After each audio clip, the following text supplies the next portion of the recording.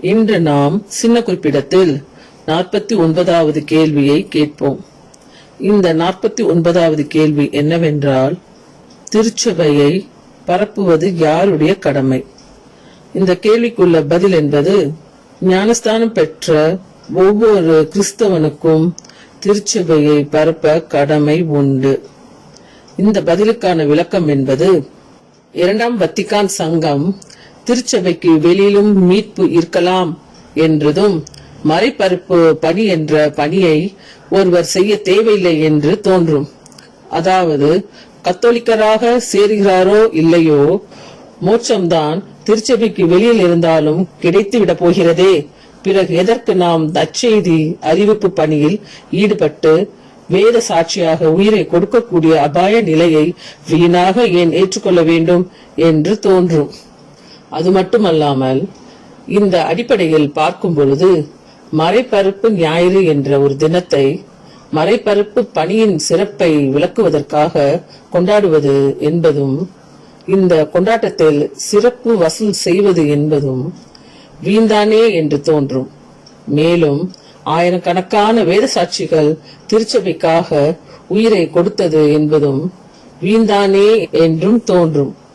எனவே இதன் தேவையெல்லாம் தெளிவாக புரிந்து கொள்ள வேண்டுமென்றால், முதலில் திருச்சபையின் வார்த்தைகளை மேலோட்டமாக பார்க்காமல் உற்று பார்க்க வேண்டும்.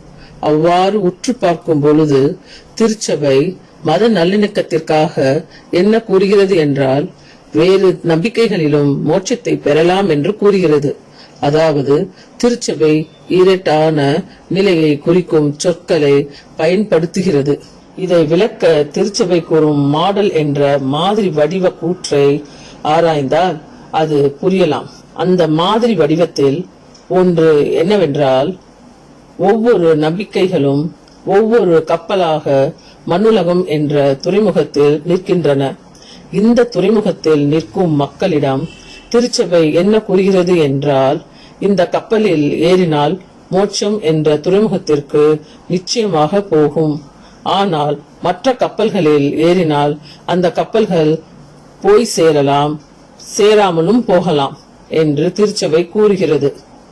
அதனால் அவரவர்களே முடிவு செய்து அவரவர்களுக்கு விருப்பமான கப்பலில் ஏறிக்கொள்ளுங்கள் என்று கூறுவதாக அந்த மாதிரி வடிவம் இந்த வார்த்தைகளுக்கு பொருள் கொடுக்கிறது. இந்த மாதிரி வடிவத்தை மேலும் ஆராய்ந்து பார்க்க, உதாரணத்திற்கு சைவ சித்தாந்த நம்பிக்கையை எடுத்துக்கொள்ளலாம். அந்த துறைமுகத்தில் சைவ சித்தாந்தம் என்ற கப்பலும் இருக்கிறது. அந்த கப்பல் மாலுமியிடம் சென்று ஒருவர் இந்த கப்பல் எங்கே போகிறது என்று கேட்கும் பொழுது அவர் என்ன கூறுகிறார் என்றால், இந்த கப்பல் மோட்சம் என்ற துறைமுகத்திற்கு போகிறது என்று கூறுகிறார். எனவே கத்தோலிக்க மாலுமியும் தன் கப்பல் மோட்சத்திற்கு செல்கிறது என்கிறார். சைவ சித்தாந்த மாலுமியும் தன் கப்பல் மோட்சத்திற்கு செல்கிறது என்கிறார். இது போன்ற சூழலில் நாம் பல முறை அன்றாட வாழ்வில் சிக்கி இருக்கிறோம். அதாவது, ஒரு ஊருக்கு செல்ல வழி விசாரிக்கும் பொழுது ஒரே பெயரில் பல ஊர்கள் இருக்கும். அப்பொழுது தான் செல்ல நினைக்கும் ஊருக்குத்தான் வழி காட்டுகிறார்களா என்று தெளிவுபடுத்திக் கொள்ள இரண்டாவது கேள்வி கேட்க வேண்டும்.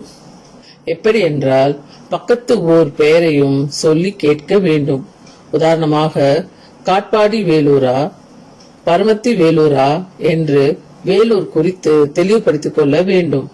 அதுபோல் ஒரு கப்பலில் ஏறுவதற்கு முன்பு இந்த கப்பல் எந்த மோட்சத்திற்கு அழைத்து செல்வதாக கூறுகிறது என்று தெளிவுபடுத்திக் கொள்ள இரண்டாவது கேள்வி கேட்கப்பட வேண்டும். இந்த இரண்டாவது கேள்வி கேட்கப்படாததால் தான் மத தீவிரவாதம் உலகத்தில் உருவாகுகிறது. அதாவது, ஒவ்வொரு கப்பல் மாலுமியும் நான் போகும் கப்பல் தான் மோட்சத்திற்கு போகும் கப்பல், மற்ற கப்பல்கள் எல்லாம் மக்களை ஏமாற்றுகிறது என்று முழுமையாக நம்புவதால் ஒரு கப்பலின் மாலுமி மற்ற கப்பல்களை பழுதாக்க முயற்சி செய்வது போன்றதுதான் மத தீவிரவாதம். ஆனால் இந்த இரண்டாவது கேள்வி கேட்கப்பட்டுவிட்டால் அவரவர்கள் தெளிவடைந்து அவரவர்களுக்கு ஏற்ற கப்பலில் ஏறும் பொழுது அதெல்லாம் வேறு துறைமுகத்திற்கு போகக்கூடிய பிரயாணிகள் என்பதை புரிந்து கொண்டு அவரவர்கள் தங்களுடைய கப்பல்களை குறித்து மட்டும் பேசுவது மட்டுமல்லாமல், அறியா நிலையில் கப்பலில் மாற்றி ஏறிவிட்டவர்கள் கூட அவர்கள் ஏற வேண்டிய கப்பல் எது என்று சுட்டிக்காட்டி அவர்களை தங்கள் கப்பல்களிலிருந்து கூட இறக்கிவிடும் சூழ்நிலை ஏற்படலாம். இந்த இரண்டாம் கேள்வியை கேட்டால் அது என்ன? அந்த இரண்டாம் கேள்வி என்றால், அந்த கப்பல் மாலுமியை பார்த்து, ஐயா, மோட்சம் என்ற பெயரில் பலவிதமான நம்பிக்கைகள் இருக்கின்றன. அதில் உங்கள் மதத்தில் நம்பப்படும் மோட்சம் என்பதை வரையறை செய்யுங்கள்.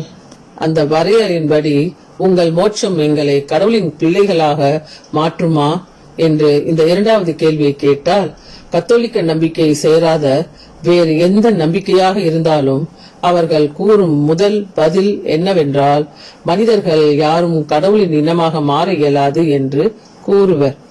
இதன் பொருள் எப்படிப்பட்டது என்றால், நீங்கள் சொல்லும் துறைமுகம் என்பது எங்களுடைய வழிகாட்டி படத்திலே இல்லாத துறைமுகம். எனவே நீங்கள் செல்ல நினைக்கும் இடத்திற்கு எங்கள் கப்பலோ வேறு எந்த கப்பலோ போகாது என்று கத்தோலிக்கர் அல்லாத மாலுமிகள் கூறுவதற்கு ஒப்பாகும். இவ்வாறு தங்களுடைய வழிகாட்டி வரைபடத்தில் இல்லாத ஒரு காரணத்தால் அந்த ஊரே இல்லை என்று முடிவெடுப்பது போன்றதுதான் கடவுளின் இனமாக மனிதர்கள் மாற முடியாது என்று, அதாவது CCC 460, 2009, 654 போன்றவை எல்லாம் பொய் என்று கத்தோலிக்கர் அல்லாத மற்ற மதத்தினர்கள் சூளுரைத்து அடித்து பேசும் செயலாகும். எனவே கத்தோலிக்க திருச்சபை என்பது இந்த இடத்தில் எப்படி புரிந்து கொள்ள வேண்டும் என்றால், யாரெல்லாம் ஆண்டவர் இயேசு கடவுள் நிலையிலிருந்து மனிதனாக பிறந்து வாழ்ந்து சாக முடியும் என்று நம்புகிறார்களோ அவர்கள் எல்லாம் பிறந்து வாழ்ந்து இறந்து போன பின் கடவுள் விரும்பினால் CCC 460 படி கடவுளின் இனமாக தங்களை மாற்றிக்கொள்ள முடியும் என்று நம்புகிறவர்கள் அனைவரும் கடவுளின் குடும்பத்தில் சேர விரும்பும் கத்தோலிக்கர்கள் ஆவார்கள். இதன் தொடர்ச்சியை நாளை பார்ப்போம்.